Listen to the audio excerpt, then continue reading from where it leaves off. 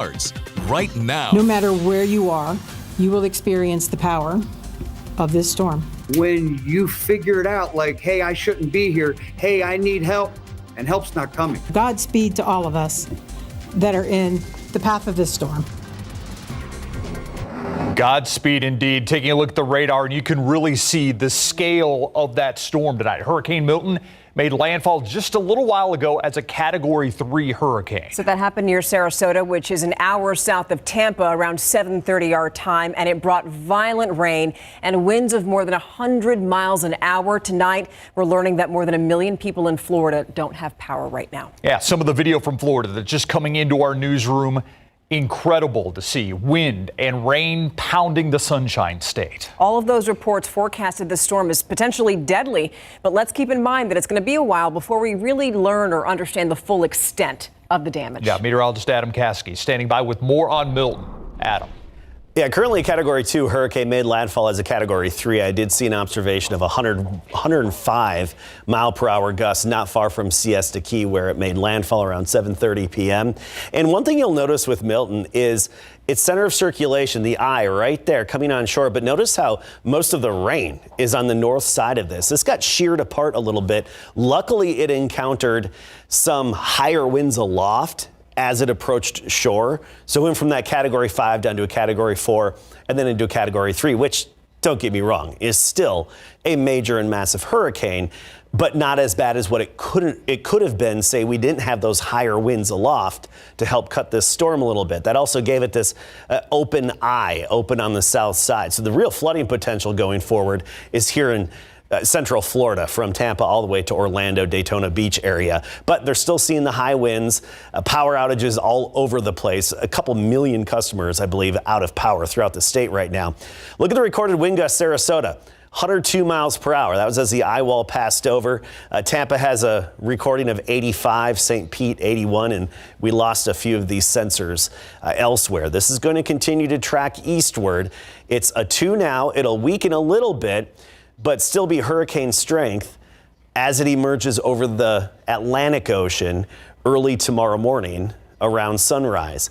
And then, contrary to what sometimes other hurricanes do, this is then going to just veer out to sea and stay over the Atlantic. I say contrary because sometimes they'll hit Florida and then loop back and hit somebody else. This is a one and done. It's just going to hit Florida, then it's out to sea. We'll talk a little bit more about this, talk about the storm surge.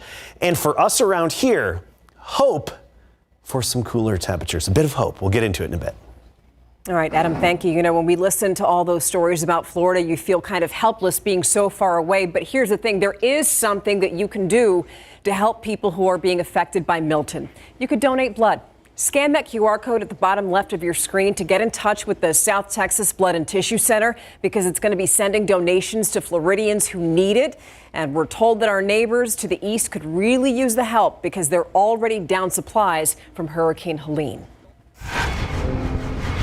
In other news now tonight, it's been 3 days and we still don't know the whereabouts of a mother of 4 from Olmos Park. Yeah, we do know her husband is under arrest tonight. We've had crews in Olmos Park all day as they search for Suzanne Clark Simpson.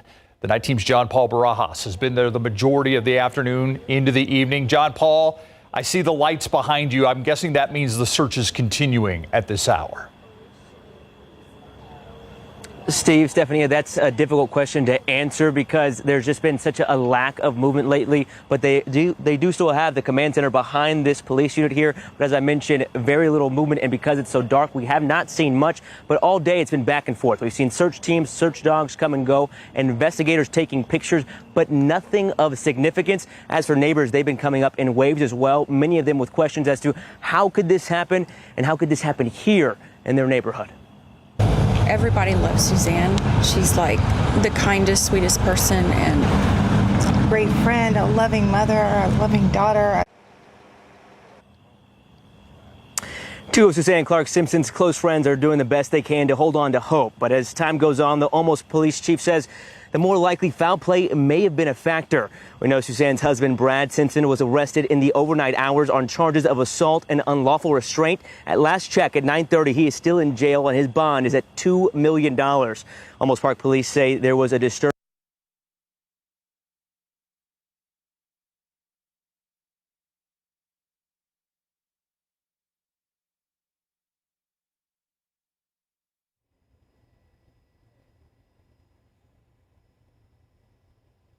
We do apologize for having technical difficulties there. John Paul Barajas, were you going to say something? Yeah, I want to get into some of the details because his live shot froze up. Yeah. But they are Almost Park Police, where he dropped off. They are saying there was a disturbance between the Simpsons Sunday night after leaving the Argyle. That's a private dinner club in Alamo Heights, sometime between 10 and 11 p.m. That was the last time she was seen. She was wearing a black dress and black heels. Police said a neighbor told them he saw a physical altercation between the couple. He heard screams from a wooded area that John Paul was standing next to and where a lot of the search has been taking place, and that they are looking for the husband's black pickup truck. Actually, if anybody's seen the husband's black pickup truck, they have it now. He's in custody. They also have his black pickup truck. It's a black 2019 GMC AT4 pickup, license plate MWD 7050. They are asking people to please call the Almost Park Police Department if you have any information. And also, as part of John Paul's report, he was saying that officers were supposed to search the Simpson home for the first time today. But at this point, he still hasn't heard what, if anything, was found. So, of course, it's something we're staying on top of, and we'll be giving you those updates throughout the day tomorrow as well. And I think we have that phone number right now that you can call if you have any information. This is to the Almost Park Police Department, 210-209-2701. Any kind of information that you have, please share it with Almost Park tonight. All right, let's move on tonight. We have some new video of the moment a Bexar County deputy shot and killed a man yesterday afternoon. The man's family wants justice, and they spoke with the night team's Zaria Oates. This cell phone video shows the moments a Bexar County deputy shoots and kills a man. You can see a vehicle driving away from law enforcement vehicles, making an illegal U-turn, and then getting blocked in by law enforcement. As the driver attempts to flee again, you can hear a deputy fire several shots, ultimately killing him. Bexar County Sheriff Javier Salazar initially identified the man as a suspect with warrants for his arrest. The man's family identifies him as 43-year-old Roman Urbano Jr. We're in pursuit of a fleeing felon, a known wanted fugitive, documented gang member who had several outstanding warrants for evading arrest with a vehicle, as well as some weapons-related charges. Yeah, I didn't know he was in any gang. Urbano Jr.'s daughter says her father was a good person. She asked to remain anonymous while seeking justice for her dad. I know he was locked up for a while, but other than that, I don't know what gang he was in. I couldn't believe it. Her boyfriend says he just wishes things went differently. We want to know what was the reason they fired so many rounds at him. The vehicle was pinned in by SAPD vehicles and BCSO vehicles when it appeared that he began trying to ram his way out. At a certain point, there were deputies and officers out on foot and in vehicles around the suspect vehicle. One deputy opened fire on the vehicle. Why did he do that? A woman who was in the passenger seat during the shooting was injured. According to family, she has been released from the hospital. Urbano Jr.'s daughter says she did watch the social media video of the incident and plans to get an attorney moving forward. Horrible. I don't want to see my dad get shot 5 times or 6 times. We have reached out to the Bexar County Sheriff's Office for additional information now that this video is public. As we learn more, we'll update you on KSAT.com. Zaria Oates, KSAT 12 News. Tonight, more charges for this woman, 36-year-old Heather Rodriguez, the babysitter whose dogs killed the toddler she was supposed to be taking care of. 1-year-old Jariah Johnson died late Monday night from his injuries after he was mauled by 2 pit bulls in a home on Spruce Ridge Drive. It's not far from Kitty Hawk and O'Connor Road. Bexar County Sheriff's investigators say Rodriguez left Jariah in the care of her 13-year-old daughter. Her daughter also hurt while trying to fend off that dog attack. BCSO says Rodriguez now charged with injury to a child, reckless bodily injury, and endangering a child, imminent danger, causing bodily injury. How will you keep us safe? That is the question that people are asking San Antonio's public housing program after 2 men were found dead in the same building last week. So we know that there was a board meeting. People gathered there today for Opportunity Homes board meeting, and they were upset over the deaths of Nick Martinez and Danelle Sterling. Their bodies were found in 2 units within days of each other at the Victoria Plaza Apartments on Barrera Street. Opportunity Home told people that it's looking into increasing security in that building. And the security director also suggested that people should tell staff whenever they see residents letting others into the building who don't live there. But not everyone's on board with that. They want us to do their job. Now, Just like they tell us we've been complaining about these problems, and they want us to take pictures of people and do this. Now, we go up trying to take a picture of somebody, now somebody done shot us because we trying to take a picture of them to get to the office. How that sound? I'm not about to do that. So it's still unclear what their long-term security plan is. In the meantime, San Antonio police arrested that man, 35-year-old Daniel Gonzalez, for the death of Danelle Sterling. Investigators think that he was also involved in the death of Nick Martinez. Hurricane Milton slamming into the Florida coast tonight, leaving behind destruction and power outages in its wake. We're going to take another look at the aftermath when we come back.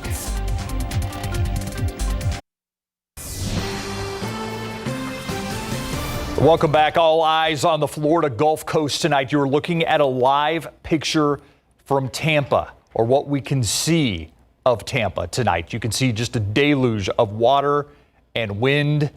And of course, we're going to have a little bit more coming up with Adam Caskey on the meteorological impacts of this. And frankly, you're probably not seeing a lot of lights there because there are a number of power outages in the area. Adam's going to talk about that in a few minutes. But, you know, Milton made landfall as a powerful Category 3 hurricane. That monster storm was packing 120-mile-an-hour wind speeds. Tonight, more than 1 million people in Florida don't have power. ABC's Jacqueline Lee in Tampa. Tonight, Hurricane Milton coming ashore as a powerful Category 3 storm, the eye making landfall tonight. The first pictures coming in showing the fury of the monster storm. Florida bracing for a long night ahead. Hunker down if you're in the path of this storm. It's dangerous outside. And now, the major fear tonight, a record storm surge from Tampa and south to Sarasota and Fort Myers. Up to 13 feet could swamp Sarasota. ABC's Victor Oquendo is there. The highest storm surge is forecast here in Sarasota. Water is always the biggest killer in hurricanes. Officials telling me that if any residents decided to ride this out along the coast, that might be the last decision they ever make. Authorities now warning there will be no rescues until the hurricane passes. Tampa is the largest city in Milton's path. Florida Governor Ron DeSantis urging the entire state to stay on alert through the night. It's not just about where it makes landfall. It's going to barrel across the state of Florida. Ahead of the hurricane, an outbreak of tornadoes cutting across the state from west to east, triggering watches and warnings. More than 30 reported tornadoes touching down. One of them on the move in Palm Beach County, tearing through power lines. Another crossing I-75 west of Fort Lauderdale. Home surveillance video capturing the moment this tornado roared through Fort Myers. Utility crews already on standby, anticipating widespread power outages. And utility crews will be in high demand. More than 1 million customers without power here in Florida. Jacqueline Lee, ABC News, Tampa. And of course, we're going to stay on top of Hurricane Milton all night long. Scan the QR code that you see right now to keep up with our live coverage. You can also get there by heading over to KSAT.com. But stay right here if you want to know more about Milton, because Adam is tracking that for us. And you keep saying that the number of power outages keeps going up. Yeah, it does. It just keeps rising. You know, every 10, 15 minutes you check the number and it keeps going up. Unfortunately, across the state, it's at 1.8 million customers without power, and we can actually break that down county by county. And when needed, we can do this for our neck of the woods as well. Just luckily, we're not in this situation. But look at some of these counties: Lee County, Collier County, northward. I mean, we're talking over 200,000 customers without power in these areas. Put that into perspective in terms of percentages. 77%, 75%, 30%. You see high percentage of customers within the landfalling area without power. But even on the East Coast, where they had the tornadic thunderstorms, significant power outages as well. And we'll continue to see the power outages through the night. The power will continue to get knocked out. Here's the strongest part of the storm. And this is really the most wind as well here, just moving over Lakeland, headed toward Orlando. Still a Category 2 hurricane, so hurricane strength winds around parts of that eye wall. Not everywhere, not stretching all the way out, but parts of that eye wall. And still, it doesn't take hurricane force to knock out power and knock out the transformers in neighborhoods. Anyway, that's pushing off to the northeast at 16 miles per hour. Luckily, this wasn't such a slow storm that it would prolong the impacts. Rainfall. I want to talk about this because we've already seen significant rain, particularly between Tampa, St. Pete, Clearwater, and Orlando. And we're talking a foot of rain already in those locations and still coming down. Florida is very flat and it takes a while for water to drain. So the flash flooding will be an issue for a while. But also keep in mind, as the storm was coming in, this water was draining out while the Gulf was pushing inward, particularly south of Tampa, Sarasota, Venice, Inglewood, Port Charlotte, anyway, Fort Myers, that area. The maximum storm surge that's possible, this is basically worst case scenario, would be locations of 9 to 13 feet. And it's really going to take the after storm analysis to really figure out just how high that storm surge got. But I was looking at some of the river gauges up the Caloosahatchee River, Fort Myers, and that was already like 5 feet above where it would normally be at this tide.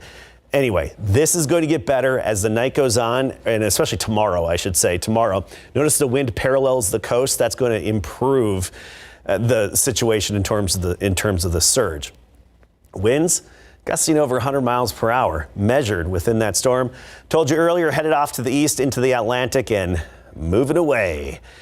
Take a look at this. Our morning low temperatures, low to mid 60s the rest of this week and into the weekend. Next week, there's a glimmer of hope for a weak little cool front to hit us. We're thinking right near 60 with the potential of upper 50s in the mornings come next week. This colder air in Canada right now in the 30s, not bitterly cold air, but hey, it's October. This cooler air is going to plunge southward, and we have high confidence it's going to impact the eastern U.S. and even move as far south as Alabama, Georgia, the Carolinas. The question is just how much does it clip Texas, if at all? There's a lot of uncertainty with that. So that's why we say upper 50s possible. Let's hope. Let's pray. 63 tomorrow morning, 87 at noon, 95 the high temperature. We'll be in the mid-90s all across the board tomorrow. Not record challenging, though. Today, we missed the record by a degree. The record tomorrow is closer to 100, so we won't be there. But highs go back down near 90, and those morning temperatures, again, they're pleasant now, but they just get a little more pleasant, closer to 60 degrees. And by the way, big coronal mass ejection from the sun earlier today. Tomorrow morning, it's going to hit the instrumentation 1 million miles away from Earth, and we'll have a good idea how far south the aurora will be seen tomorrow night. Remember back in May, we had that G5 geomagnetic storm? They're predicting a G4, but once we get the data, we'll let you know midday tomorrow if there's any hope that parts of Texas could even see a little aurora again. Okay, thank you. So cool. All right, there's one particular play tonight that if you were watching the game, you're like, I hope this is a glimpse at what we're going to see during the regular season, Mary. You know which one I'm talking about? Lob City is here in the Alamo City. I'm go. trying to be witty just like you, Steve. The Spurs get their first preseason win. Lob City is alive. Highlights and post-game coming up. Plus, Texans star receiver Nico Collins sees his career season come to a halt. The details after the break.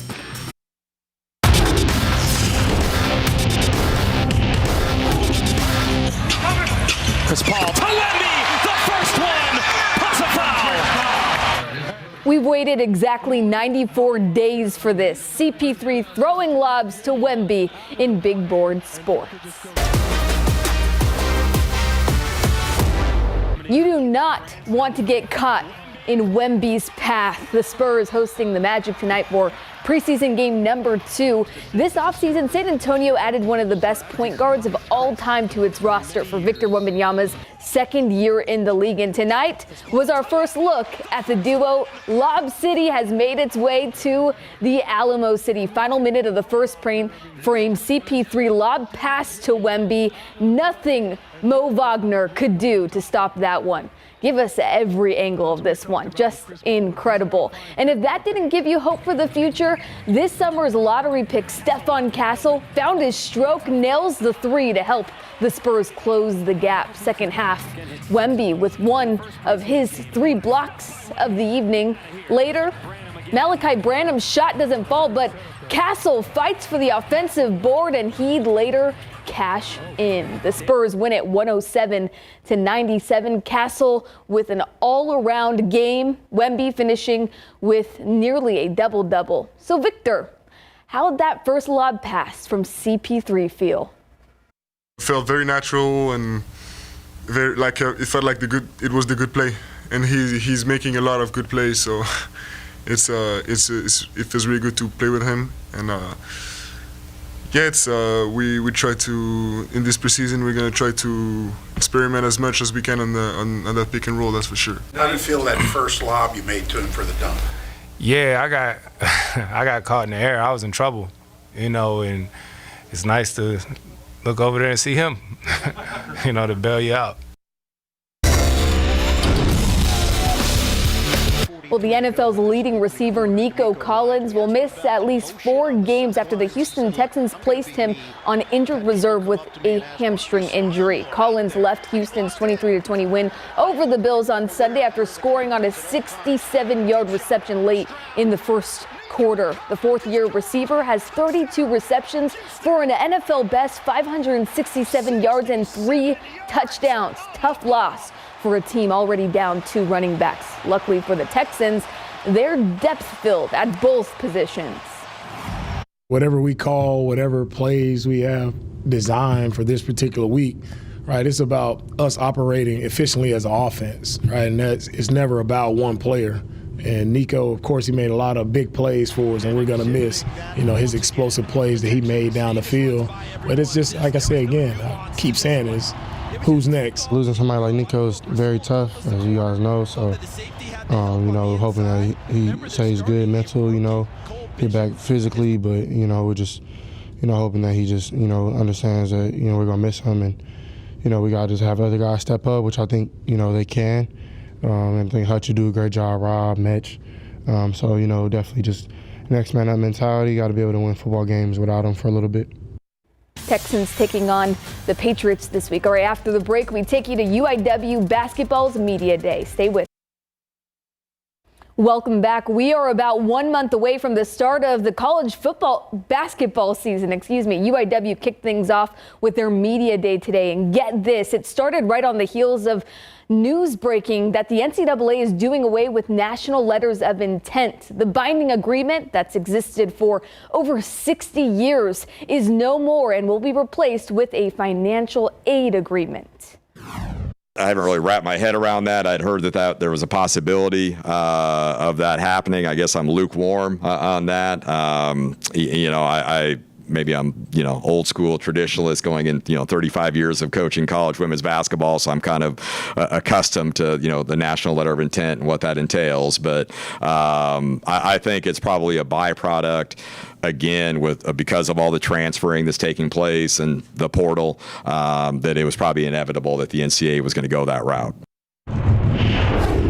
Interesting. All right, October baseball starting with tonight's ALDS games. The Yankees take the series lead over the Royals 3-2. The Tigers shut out the Guardians 3-0. Detroit leads the series 2-1. Francisco Lindor's grand slam sends the Mets to the NLCS with a 4-1 win over the Phillies in Game 4. And the Dodgers are up 5-0 on the Padres in the top of the 7th. Mets just sitting back and waiting. Yes, they are. What a season they're having. Yeah. Thanks, Mary. Thank you. We'll be right back. All right, looking at our 7-day forecast here, unfortunately, it doesn't entail any rain and not even enough clouds to even make drops, unfortunately. Do you sense my frustration? I do. Mm-hmm. But we will see an improvement in temperatures a little bit. Still, afternoons above average. But the average morning temperature, that's at 63, and we're going to probably drop a little below that by next week. There's the hope. Okay. Thank you, Adam. And thank you for staying up with us tonight. Have a great night. We'll see you tomorrow.